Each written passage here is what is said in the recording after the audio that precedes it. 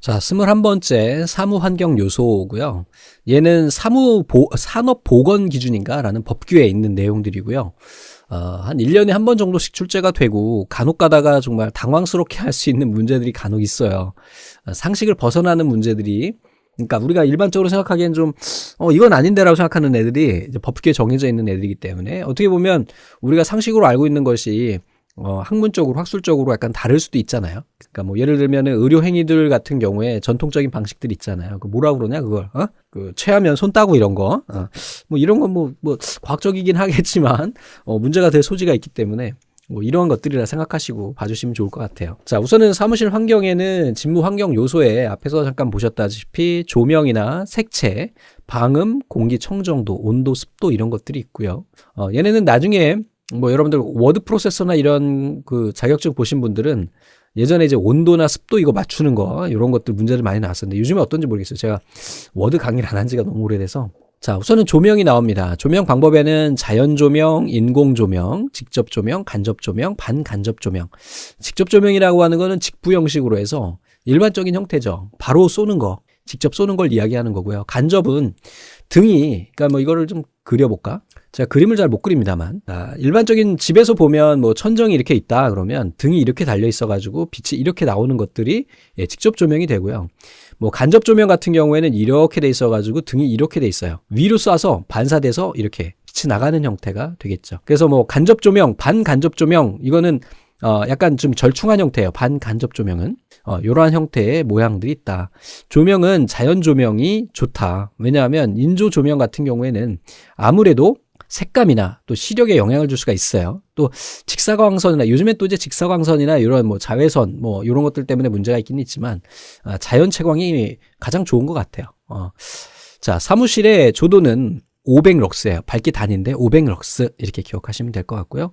산업보건에 관한 규칙 법규에서 사무실 용도별 조도 기준이 나오는데 이게 가끔 출제됩니다. 그래서 초정밀 작업 같은 경우에는 750, 정밀은 300, 그 다음에 보통 작업은 150, 기타 작업은 75. 어떻습니까? 지금 보면 여기에서 350을 450 빼야 되나? 450 가니까 300, 300에서 반, 또 반 이렇게 가게 됩니다. 그래서 요거 좀 암기를 좀 해주시기 바랍니다. 얘도 한번 출제가 된 적이 있는데 산업보건 기준에 관한 규칙상 근로자가 통행하는 통로는 75럭스 이상의 채광 또는 조명 시설을 해야 된다. 그러니까 예를 들면 복도가 있다 그러면 어느 정도 밝아야지요. 자, 소음에 관한 규정도 있는데요. 사무실에 알맞은 소음 허용 한도는 55데시벨이래요. 이거는 ISO 인터내셔널 스탠다드 오거니제이션에서 권고한 기준이고 산업보건 기준에 관한 규칙에 의거 소음 작업은 하루에 8시간 작업을 기준으로 했을 때 85데시벨 이상 소음이 발생하는 작업을 우리가 소음 작업이라고 한다. 하셨죠? 이 소음 작업이라는 거 이것도 한번 출제된 적이 있어요. 산업보건 기준에 관한 규칙에 의거해서 강렬한 소음에 해당하는 작업은 그랬어요. 90 여기서 이제 85만 해도 소음 작업인데 90데시벨 이상 되면 굉장히 큰 소음일 것 같아요. 제가 이제 이 데시벨이 어느 정도 되는지에 대한 거는 객관적으로 알 수는 없습니다. 그러니까 이게 또 보니까 비교 기준에 대한 거더라고요. 절대적 값이 아니라 어떤 값에 대한 비교 기준이라는 얘기를 얼마 전에 TV에서 봤어요. 이 소음 때문에 뭐 많은 문제가 있어가지고. 자, 90데시벨 이상의 소음이 일일 8시간 이상 발생되는 작업. 8시간이요. 그러면은 4시간으로 줄게 되면 5데시벨이 추가돼요. 그러면은 또 이제 얘가 또 반으로 쪼개면 또 5데시벨이 또 추가돼요.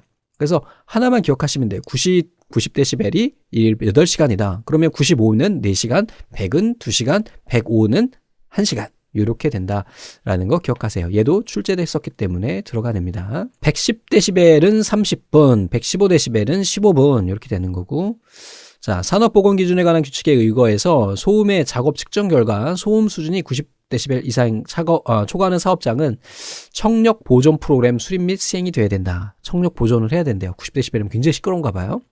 사무실 내에 소음 방지 요령이 나오는데 소음 발생원을 소음실로 격리를 시키고 바닥은 탄성이 있는 재료, 그러니까 뭐 카페트를 깐다든지 이런 거죠.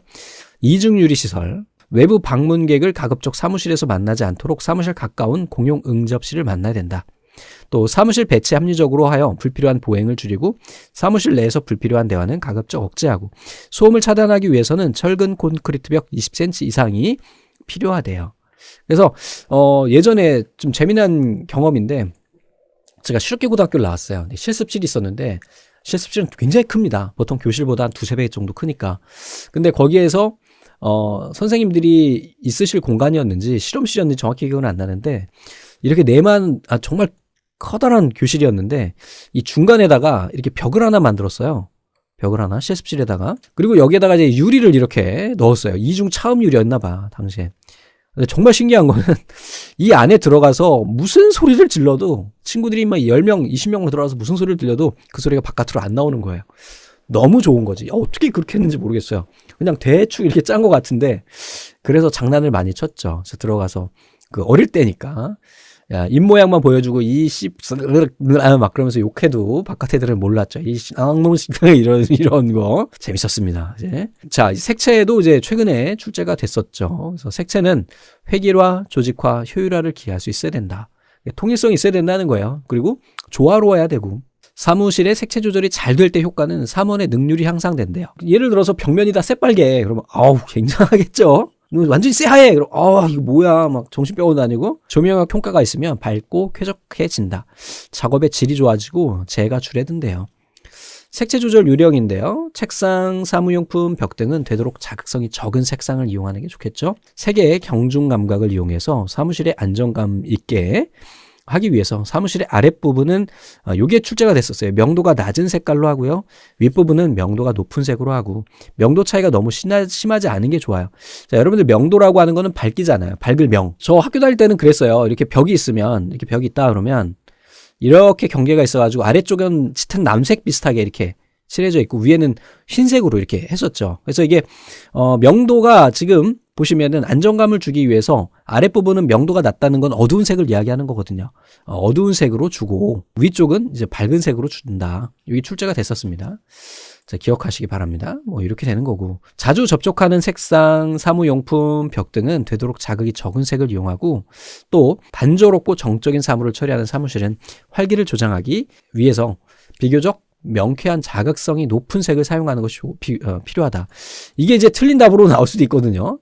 그래서 이것 때문에 논란이 굉장히 있었어요. 요 두 문구 때문에 위에 있는 거랑 아래 거랑 보기가 나왔는데 많은 분들이 이걸 채웠죠. 그래서 활기를 조장하기 위해서 비교적 명쾌하고 자극성이 높다 그러니까 자극성 높은 색을 넣으면 안 되는데 이렇게 생각할 수가 있죠. 근데 이것도 맞는 거예요. 그리고 명도 이렇게 생각하니까 명도 이것만 딱 보니까 자극하니까 이걸 찍어버린 거죠. 생각을 안 하고. 그래서 논란이 됐던 적이 있었습니다.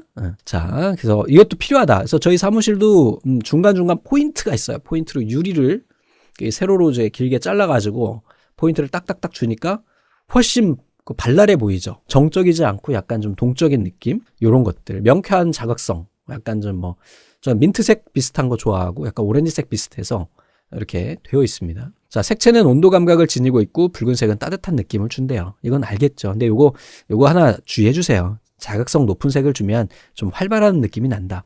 자, 공기에 대한 규정도 있습니다. 산소 농도 범위가 18% 이상 23.5% 미만 수준의 공기가 돼야 되겠고 탄산가스 농도가 1.5, 황화수소 농도가 10ppm, 산업보건 기준에 관한 규칙에 의거 산소 결핍이란 공기 중의 산소 농도가 18% 미만인 상태예요.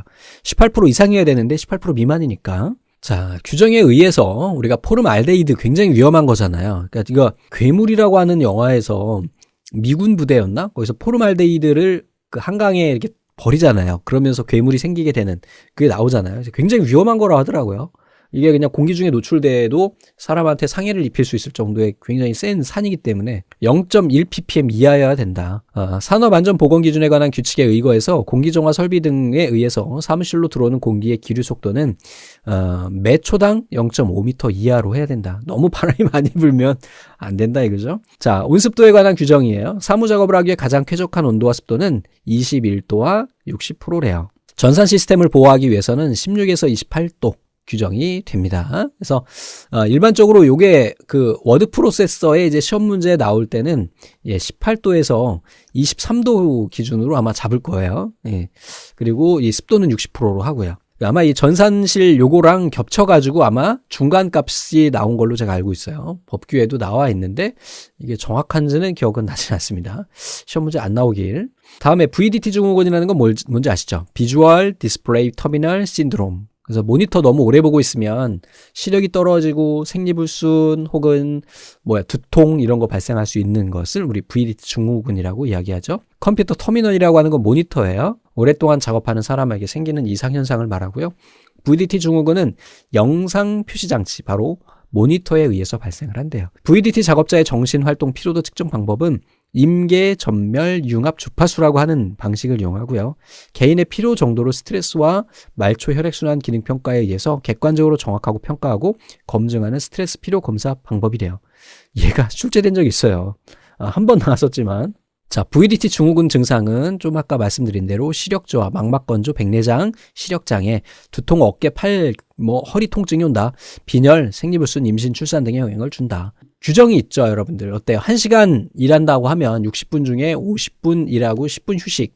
이렇게 하고 아마 4시간마다 또 1시간씩 휴식해야 되는 이러한 규정이 있을 거예요. 그래서 일반적으로 점심시간을 그 시간으로 우리가 보고 이렇게 짜게 되겠죠. 자, 그럼 문제 보겠습니다. 쾌적한 사무실 공기를 유지하기 위한 포름알데히드의 관리 기준은 0.1ppm이었죠. 이거는 기억하세요. 사무실 색채 조절 요령 중 가장 적합하지 않은 것은 그랬습니다. 책상, 상무용품, 벽 등은 되도록 자극성이 적은 색 쓰면 좋겠죠. 사무실 벽 아랫부분은 윗부분에 비해서 아랫부분, 이게 잘못된 거네요. 그죠? 명도가 높은 색을 쓰는 게 아니라 명도가 낮은 색을 써야지 좀 안정성 있게 가는 겁니다. 사무실의 활기를 조장하기 위해서 이 문제네요. 그죠? 자극성을 높이는 색을 쓴다니까 이거다! 이렇게 했는데 그게 아니죠. 그러니까 활기를 주기 위해서 어느 정도의 자극색 석을 주는 건 괜찮다. 사무실 벽을 윗부분과 아랫부분은 가능한 명도 차이를 적게 한다. 그러니까 예를 들면은 그런 거죠. 위쪽 색깔은 완전 화이트인데 아래는 블랙으로 넣어요. 굉장히 우중충하겠죠. VDT 증후군 중에서 전자파의 노출을 방지하기 위한 노력이 아닌 것은 컴퓨터로부터 멀리 떨어져서 자주 휴식을 취해야 한다. 컴퓨터 작업 시 노트북 컴퓨터 대신 데스크탑 컴퓨터를 사용한다 그랬는데 데스크탑이 아무래도 모니터가 크죠. 그리고 본체도 있다 보니까 전자파가 많이 나오게 됩니다. 그래서 2번이 답이 되겠네요. 빛이 반사가 없는 곳에 모니터를 설치하고요. 모니터는 눈으로부터 40cm, 50cm 거리에 된다. 워드 프로세서에서는 각도도 나옵니다. 시선 각도. 이게 15도였나? 그게 있어야 되고, 여러 가지가 있는데, 사무자동화에는 그런 건 나오지 않더라고요. 사무 보건 기준에 관한 규칙 의거, 소음의 작업 측정 결과 청력 보존이 필요한 것. 우리 이거 뭐였죠? 90dB이었죠. 이렇게 된다라는 것까지 우리가 살펴봤습니다. 잠시 후에 이어서는 이제 사무 환경을 건너뛰어서 자료를 어떻게 관리하느냐에 대한 것을 또 살펴보도록 하겠습니다. 자, 감사합니다.